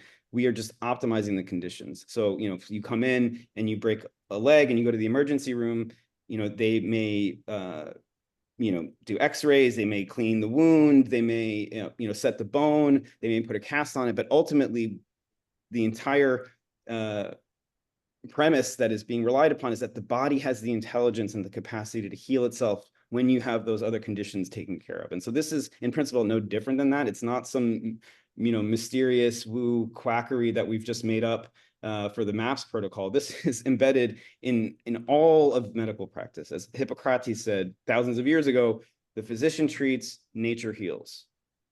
That's what we're talking about. I love that. That's what we are talking I love that, Casey. Yeah. I want to just add to the humility piece. It's such a good way to say it. And I think there's so many ways to say it in the psychotherapy world. Sometimes it's been called learning from the client. Sometimes it's called the elasticity, the flexibility of the therapist. From a relational perspective, a lot of times you're going to have to learn something from the client first before they're able to take anything in from you. And so that can take that humility that Casey's talking about, and that might be learning about the power dynamic. Another piece about a relational model is you don't pretend to have the power dynamic neutralized. It's impossible. You try to do everything you can, but you're also ready to acknowledge that there's things you're going to find out, or information you're going to get from the client, participant, that suggests that even though you came in with the best intentions possible, there might be a way that you're speaking or coming forward or hanging back too much, etc., that isn't working for the client. So there has to be that humility has to be put in practice, including coming to understand that you might be reifying something, or you might be they might be experiencing you as totalizing or having all the answers. It's not about whether that happens or not. It's about whether you have a broad enough register to be able to notice that and kind of take a knee or step back and say, I think I offended you there, or I think you're telling me something here that's really important for me to hear. And so something can shift there. That's sort of like the anti-impasse humility. Yeah, no, that's all very helpful. I think there's a lot of pressure from the big pharma companies that are increasingly investing in this area. And the media portrays this research as though it's a search for a cure for mental illnesses. And I think the clinical perspective that you're both bringing shows that, this is risky. It's going to require a lot of the participant. This isn't just a pill that you take that fixes it. And so when there's this level of intensity of experience, I mean, one of the concern someone might raise in terms of the iatrogenic harms would be the risk of re-traumatization, right? And so I think this gets back to the consent piece, that like the people that seek out these types of treatments have been suffering with treatment resistant PTSD, depression, or they have they have cancer and they're probably going to die, and they have a lot of anxiety. And so engaging in this type of therapy is it comes with its own risks, but it's also like people's last ditch effort to just find some relief. And I think what I'm hearing from both of you is that, look, this isn't a cure. The therapist is not there to perform surgery and remove the bad parts, the broken parts. But and so, and I've asked this question of physicians a lot, and it's a basic one that you'd think, the medical paradigm would have a quick, easy answer to. What is health? What is health? We know a lot about disease and sickness. We have huge manuals full of lists of diseases. But what about health? And I think this actually gets to what's at the core of the inner healer issue, because it's a matter of wholeness. It's a matter of, as Stan Grof would say, a holotropic pattern of organization that we see evident, not just in the psyche, but in the biological world, as you were saying, Casey. And there's such a resistance to talk about that holotropic pattern, that wholeness that operates in the psychological and the biological world, and potentially in the physical world too, if you put it in the context of the whole of the cosmos. And so, you know, I I'm not wrong in saying that you would both resist this idea that these substances and treatment modalities cure mental illness, right? Would you say that cure is definitely the wrong word to use here? And if so, what does health look like? When with these types of interventions, what's your hope for the best case scenario? Maybe there's a range of best case scenarios for different levels of suffering that people come in with, but if not cure, what does health look like on the other end of these treatments? I don't know who has something for Casey. Do you want to jump in? Sure, I can jump in. I'm also very curious to hear what Evan has to say in response to that, but I'll try and be brief. Yeah, I do think cure is probably the wrong term and the wrong concept, because it sort of supports this, I think, false notion that you've already named, that like the PTSD is some kind of tumor that just needs to be removed, and once it's removed, the person's all better. Like, yeah, that's not what we're doing with this treatment at all. I do think people can heal, but and what is that? So that begs the question, well, what do we mean by healing? Which means, what do we mean by health?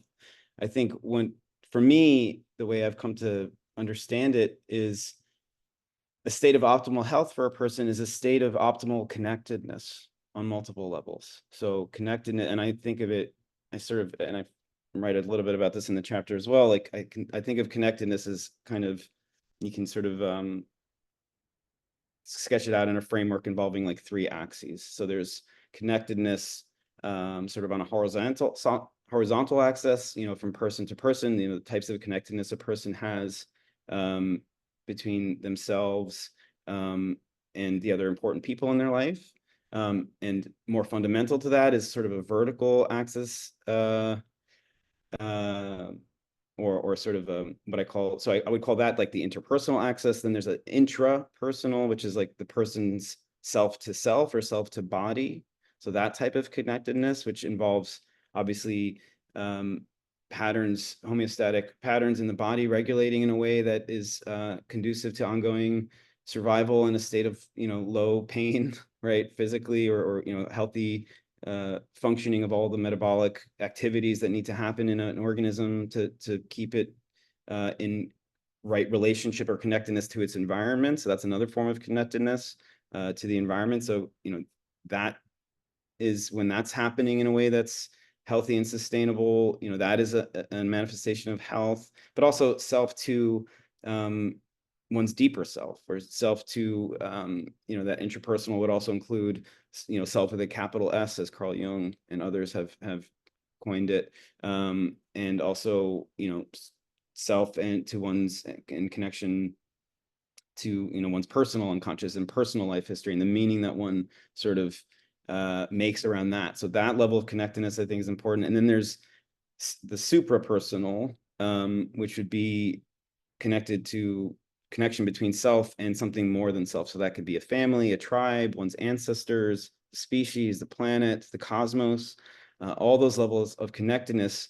When you just observe a person who feels and seems like they're in a state of really good health, there's very healthy forms of connectedness on all those levels happening. So they're connected to something that feels greater than themselves. They have a real, and which can be a real driving force of meaning and purpose in a person's life, and a sense of belongingness. And Maslow sort of sketched these out too. And so in the chapter, I use Maslow's hierarchy of needs and sort of look at it through the lens of these axes of connectedness, and it kind of really all maps onto it. So, you know, you have the base physical needs and for safety and things like that, and then going on up through, you know, interpersonal and belonging, all the way up to self-actualization, which is connectedness again to this idea of like higher self or purpose and contextualization in the world or the cosmos at large that feels like it is in some type of healthy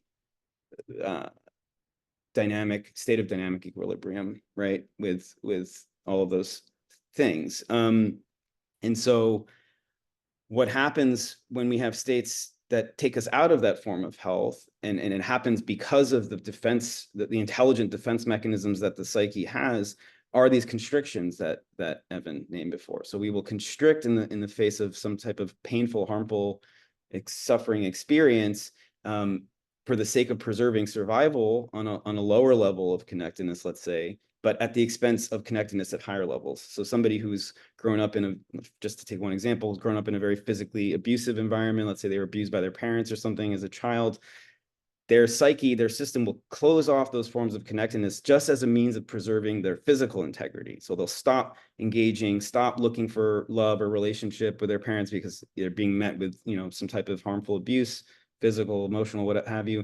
And then that pattern will persist throughout the remainder of their life if it's not readdressed, right? And so that's just one example where, you know, we will have to make, when we don't have an environment that's conducive to those forms of optimal connectedness on all levels, the system will prioritize survival ultimately, and will constrict and prevent connectedness on higher levels in order to preserve the base survival level. And sometimes even that level fails and a person will commit suicide or will engage in very harmful behaviors that end up, you know, being essentially a proxy for suicide through, you know, drug addiction and things like this. So it's like, you know, so for me, it's all about connectedness. And one of the things, I think the primary thing that psychedelics can do in the right circumstances with the right conditions of setting and synergy between the therapist and, I mean, the participant and the therapist in the room, it can shift the capacity for connectedness by acting on a parameter that I defined in the chapter as sort of the permeability set point of two membranes that I've identified in this heuristic as being important for mediating a person's connectedness to their world on the physical and social, psychological, psychospiritual levels, which would be sort of an outer egoic membrane, an outer membrane from the ego that mediates its experiences with the outside world, and an inner egoic membrane, which mediates its, you know, moment to moment phenomenological experiences in relation to its inner world or the unconscious, both personal and collective. So not to get too deep into those technicalities, it's the psychedelics, I believe, act by directly increasing the permeability of those membranes. Now, it really matters when you're increasing the permeability of those membranes that regulate what is entering into the sphere of conscious awareness or the ego of a person. It really matters what's in that environment, right? And part of what regulates what's in that environment is the inner healing intelligence that has a way of assessing, is it safe for certain types of material to come up right now? And I've had people in certain psychedelic sessions that don't feel safe, where they have very little access to their unconscious because the system doesn't feel safe enough to allow it, even though there's a drug on board that ostensibly does that. And it's only upon creating a safe relational field that their nervous system and their inner healing intelligence can then start to relax to allow the activity of the psychedelic to open up that permeability and allow for otherwise inaccessible emotional contents to come up for processing, meaning making, healing. So, but anyway, so yeah, that's how I would sort of frame that out. I hope that's like Yeah. coherent. No, totally. It's helpful that you share a little bit about your heuristic of the cellular model, membrane model of the ego, because it fleshes out, I think, more not only the inner healing intelligence, but also you cite Robin Carhart Harris and Carl Friston's paper on their relaxed beliefs under psychedelics model based on the Bayesian brain and all of that predictive processing. And I think your heuristic helps translate that even more into the clinical encounter with this material.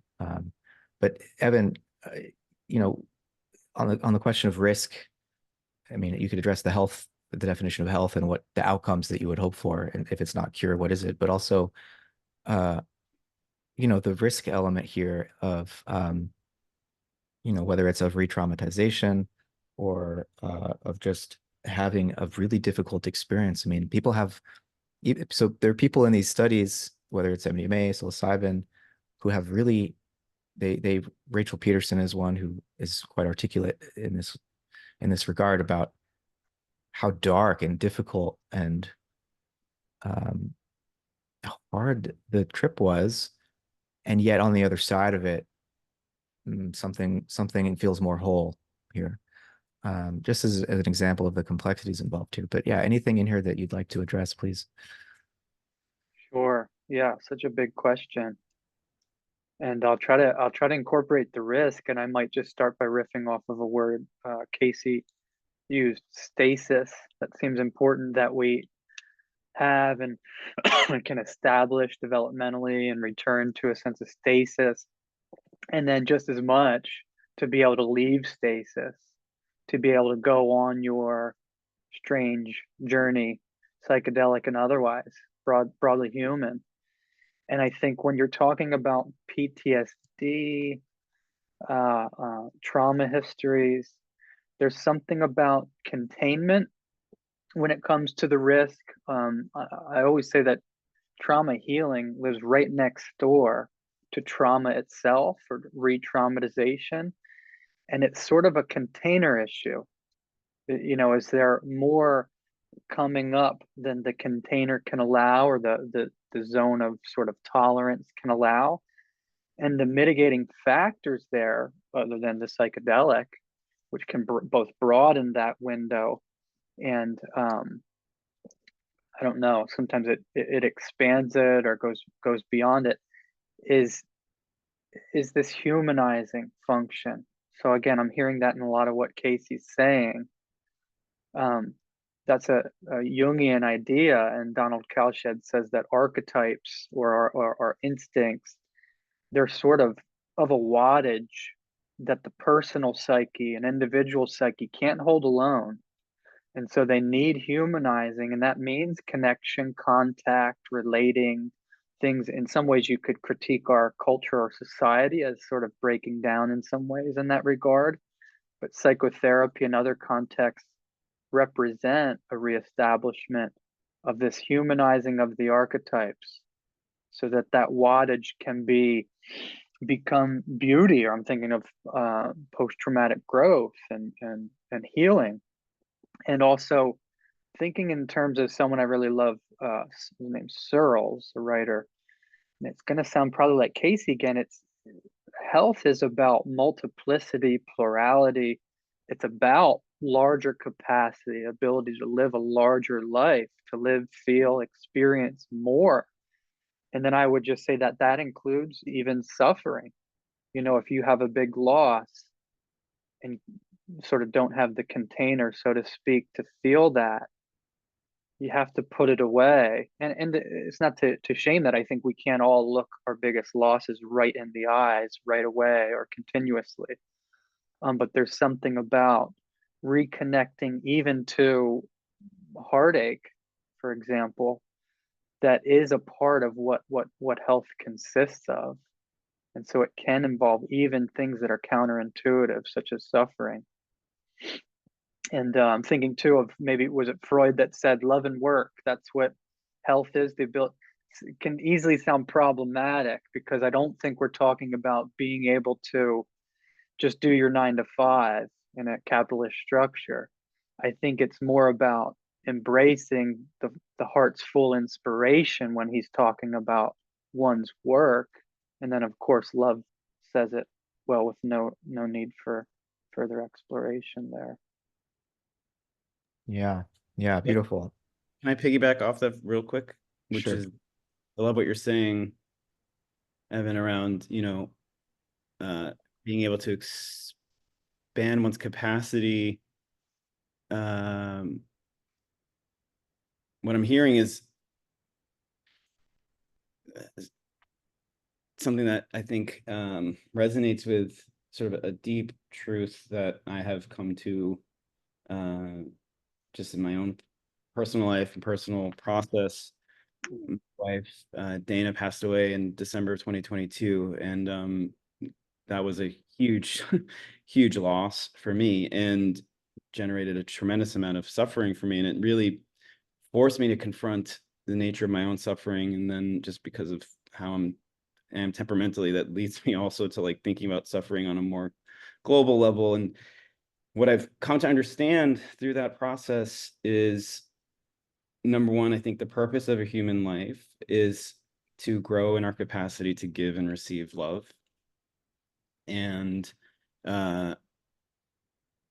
I think so that's one way. Another way of defining health is one that is a state that really allows for as much of that as possible, an optimal level of one's capacity to give and receive love in all the ways that love is expressed, not just romantic or interpersonal love, but love for one's work, one's purpose in life, one love for the world, love for nature, but to give and receive love. And I also believe, come to understand quite deeply, that suffering is probably the most powerful conduit that we have to increasing that capacity, or rather, if we relate to suffering in a particular way, which allows for an expansion, if we orient ourselves towards the suffering that we experience from a place of acceptance and love, that has the very real effect of later, subsequently, through and because of that process, increasing our capacity to give and receive love, as opposed to what all too often happens is when we have suffering, we experience suffering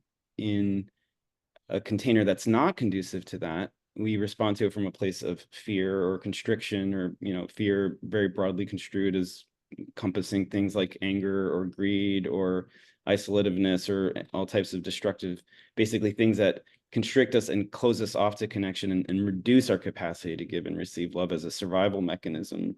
I think the container has everything to do with that.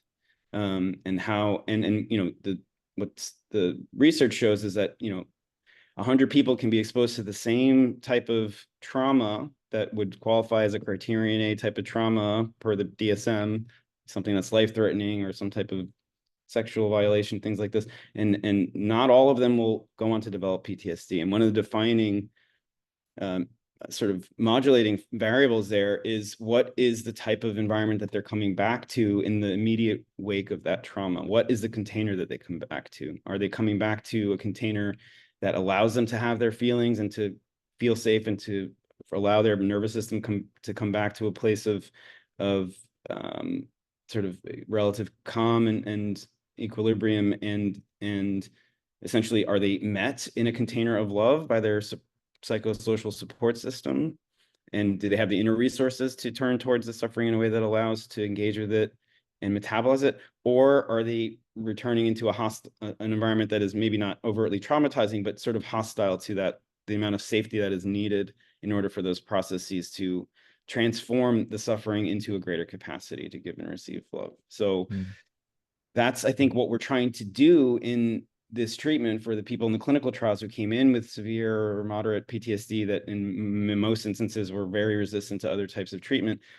Those people didn't ever have, for various reasons, the container that they had needed up to that point in their life to allow for the system to shift from one of constriction in the service of survival to one of expansion in the service of increasing capacity to give and receive love. So I think that kind of encapsulates it in a nutshell. That feels right to me. So I just wanted to say that. Yeah, I mean, Do you want to add something, Evan, or? I was just wanted to thank you, Casey, for sharing that and the personal side of it too. Yeah. Really appreciate you. So just as I think one of the things that psychedelics really force us to engage with this question is like, what's the role of, for lack of a better word, spirituality in medicine and in uh, psychology?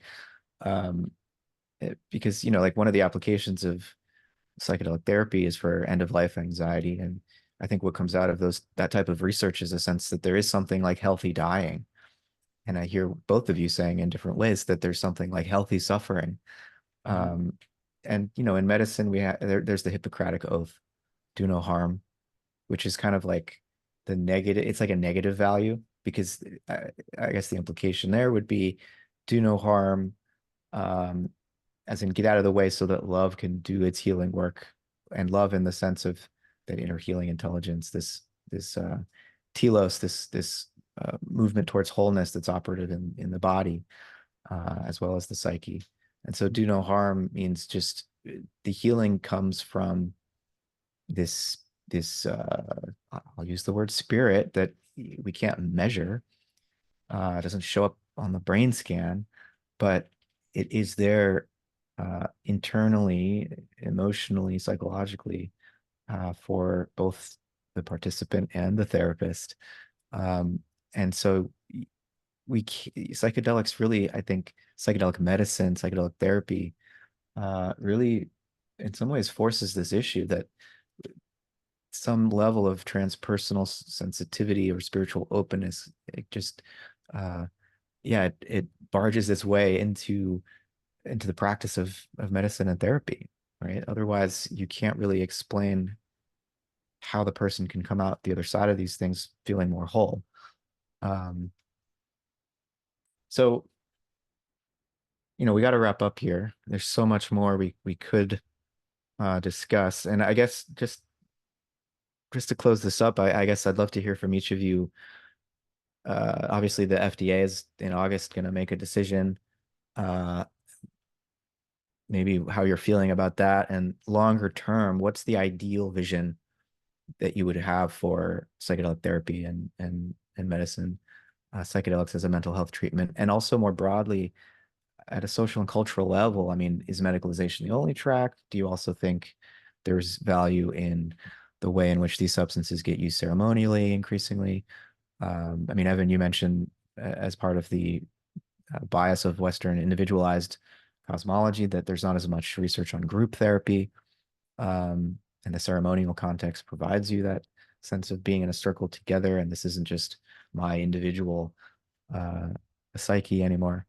Or that you're just the participant with two therapists who all the attention is directed on you instead of this more circular sort of movement and redirection of the focus. And so when you think about the future with all of what's going on with the FDA and the broader cultural movements underway, like what are the ideal futures that you see? What would you like to see happen, say 10, 20 years down the road? And if you want to get into the negative possibilities, you could say a little bit about that too. But maybe Evan, we'll start with you, and then Casey, and we Sure. can wrap it up. Yeah. Well, for one, with the research, there's just going to be more and more indications. I think they're looking at eating disorders now with MDMA. So I think we'll just be adding to what we think we can treat and doing more research on these things. And then, yeah, you mentioned the group, and I spoke to that. There's a group study right now at the Portland VA, MDMA for PTSD. And so that'll be interesting. There'll be new treatment manuals developed based on that, probably. And so I think there's just so much more to look. My hope is that we upend our way of thinking about science, our way of thinking about psychotherapy, and all this stuff that might be considered kind of weird. I'm talking about embracing the mystery, and I really mean it. I like to even stay close to a secular version of that sometimes to talk about the human mystery or aesthetic appreciation, the facets of the heart, and just you know, it's important to be ready to follow the client's lead about how sort of weird or transpersonal they're going to get, or their experience is, and you know how it comes through their experience. You have to be ready to be elastic and shift into that. But I'd love to see us take up more of that qualitative perspective. Can we bring specialist psychedelic research and psychotherapy? Can we bring phenomenology, bottom up content, qualitative research into more of a balance? Maybe it'll never have the power of quantitative neuroscience or something like that. But can we start to bring that into balance? Because I think there's just going to be a lot that we lose if not. And some of that might point to some of the negative side. I think there just are powerful forces, whether that's mainstream psychotherapy or the psychiatric turn and burn, just prescribe it. This idea that, hey, if there's an inner healer, why the heck would you need an outer anything? You don't need another. Why do you really need therapists in the room? But like Casey was mentioning, the conditions that we create is so important to create a reflexive inner and outer, and that there's a larger field to consider. And so the conditions are of utmost importance. I'd be really scared to see that get done away with due to the money-making power of it.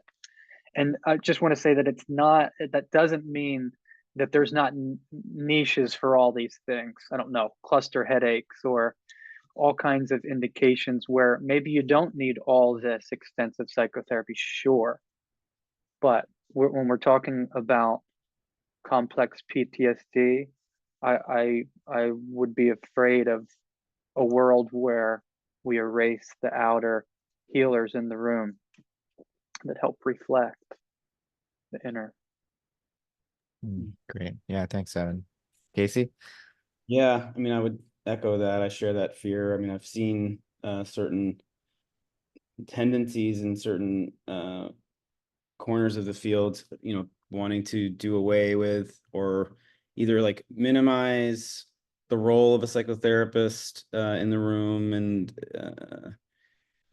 for incentives that I sense are a bit misguided, like, you know, because the psychotherapy piece is so expensive and potentially a big barrier to access for that reason, and because it creates you know, more limitations around who can assist or facilitate these sessions. I think I sense certain sort of pharmaceutical companies in this field who are trying to downplay that with to my mind, a motivation that's a bit misguided insofar as I think it's about like scaling as quickly as possible and selling as many treatments as possible. I mean, maybe that's an overly cynical notion, but I don't think that it is, sadly. All the way to companies that are trying to create a non-psychedelic psychedelic and just sort of reinstantiate this idea that we're just brains with chemicals that need to be adjusted when we're not functioning properly. That sort of reductionist mechanistic view of who we are and how we operate, which I think has failed conventional psychiatry for the last 50 or 60 years. We see why, to my mind, the reason why we've been iterating on this sort of biological psychiatry model for 50 years and seeing only escalating rates of mental illness and addiction and suicide, it's because the paradigm isn't complete. It doesn't work. You can't just treat people like a sack of chemicals or a brain that has knobs that can be twiddled and fix people that way. It's when people have symptoms, those are signals from an intelligent system that are trying to communicate to the being at large, the human, that there's some intrinsic psycho-spiritual wound that remains unhealed. And so to silence those symptoms with something like an antidepressant or anti-anxiety medicine, that might be a vital and life-saving temporizing measure, but it's not a sufficient measure on its own. And so that's what has led the field astray in my mind. And so we're shifting into a very different paradigm with these substances, these psychedelics, which are intended not to suppress symptoms, because people aren't intended to take them every day and to suppress the symptoms in that way. We're using them in a very judicious, small number of circumstances to actually intensify one's access to the wound that is generating the symptoms to begin with. And we absolutely want to see symptom improvement as a byproduct of that. But when that's the the beginning and end of the approach, symptom elimination, is when people just aren't being actually helped over the long term. So I worry that if we take an overly reductionist or try and shoehorn psychedelic treatments into that paradigm, which needs to be obsolesced, that we're just going to create more harm and or squander a real opportunity to help people. And then on the other hand, I worry that some therapy cults could form, because as we know, psychedelics, it's not a secret or an illusion that psychedelics can increase suggestibility and vulnerability to people, and that has been abused by therapy cults are straight up religious cults. Like, yeah, for sure, that's a risk. Right. So that's a super important thing for us to acknowledge, that like just because we in the MDMA therapy trials are not a therapy cult, that therapy cults don't exist. They do exist. We're not one of them, but they can exist. And psychedelics, the premise that a psychedelic can be used to accelerate or deepen that is an actual real valid risk. So let's be, upfront and clear about that, which is again, even more why we need to be really honing in on the importance of high quality therapy, high quality training, high quality ongoing continuing education and supervision, and really not making the psychotherapy piece of this some kind of afterthought or minimizing it, because I think that increases the risks of these other bad outcomes. And then, just to address your question around is the medical model the only legitimate model? No, I don't think so. I take a fairly libertarian view around what a person does in their own, the privacy of their own home, or within their own bodies. I think we have a right to explore our consciousness in the ways that we see fit as rational adults, but as long as we're not causing harm to other people or causing undue harm to ourselves, I think that should be permitted. But that's different than somebody who has a really serious history of trauma, and for whom engaging in that type of unsupervised or unassisted type of psychedelic use can actually be harmful for them. And so for those people, I think the medical model is important to exist. And I also am in support of a more libertarian sort of social policy around allowing people to experiment with their own consciousness in safe ways, using up to and including using drugs. I mean, we allow with meditation and other things, but I don't think drugs in and of themselves are intrinsically evil. I think what can cause harm are the relationships that people form towards drugs. And if they're using drugs to numb their experience to unresolved, unhealed wounds and trauma, that's what leads to addiction problems. So, and misuse and harm. So, I think we should have a more rational drug policy overall. But, and so I would, the ideal outcome would be that these substances can become gradually, responsibly introduced into our culture at large as a means of addressing what some people have described as a meaning crisis in our civilization and in our culture, which I think is a very real thing. And by that, I mean a crisis in, with sort of organized religion and all of the ways in which organized religion has frankly abused spiritual ideas and religious ideas as a means of oppressing humanity and causing harms, under the cloak of serving some type of higher power. I think there's a lot of harms that have been caused by organized religion over the centuries that we have had to rightfully sort of reject a lot of those institutions, sadly, because there's also a lot of good that can come of them. But it's so fraught now with all of the harms that have been caused in the name of religion that people have understandably fled institutionalized churches, and often for good reason. But with the collapse of that and the sort of the false dichotomy that's put in opposition to that, which is this reductionist, materialist, kind of atheistic view that says everything is just random, that, according to Stephen Hawking, we're just like chemical scum on the earth, and like we don't really matter, and like everything is just some ridiculous, unlikely accident, and when the earth and the sun flames out, like it doesn't matter, right? Like the consciousness basically is just some type of cosmic accident, and there is no real higher purpose to anything. I think that's also a really corrosive worldview that has put us into this crisis. And so with psychedelics, sounds like a trauma response to me. I mean, that view of that cosmology is a trauma response, I think. It is. It's a trauma response to people getting burned at the stake in the 1500s, right? So like, yeah.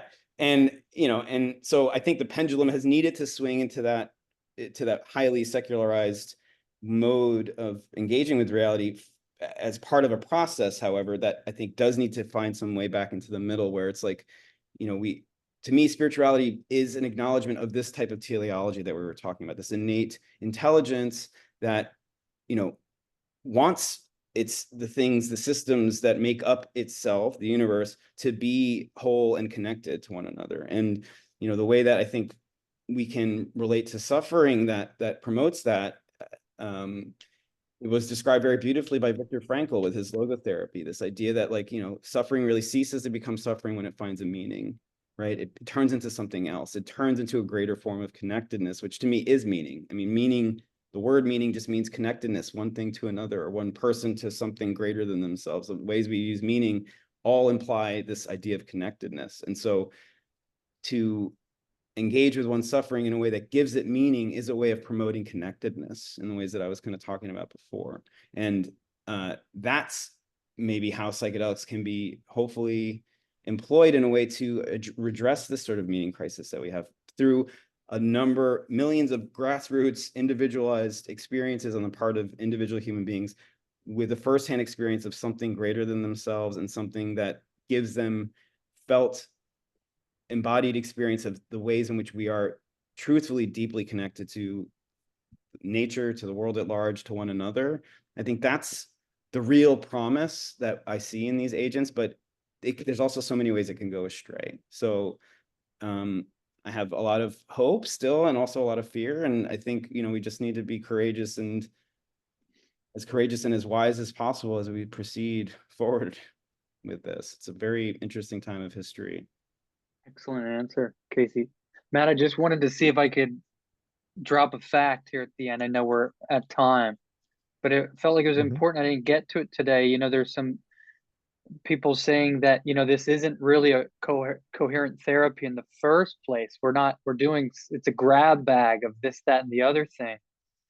And also that there's no evidence behind the therapy. So I just think it's important for people to know that we looked at a certain subset of the therapists, what they were doing, the adherence ratings, and found that our therapists for a certain swath that we looked at were 95% adherent.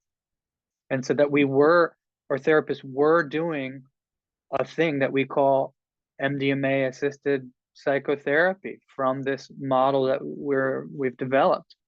One other fact is that it's said there's no evidence.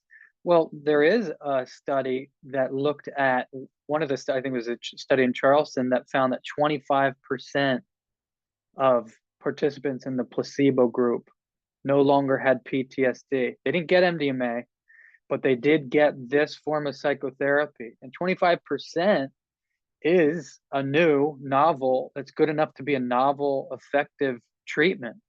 I think they did a study too that looked at more than just that Charleston study, like all of phase 2 or phase 3. I'm not sure, but I think it looked about as well as that 25.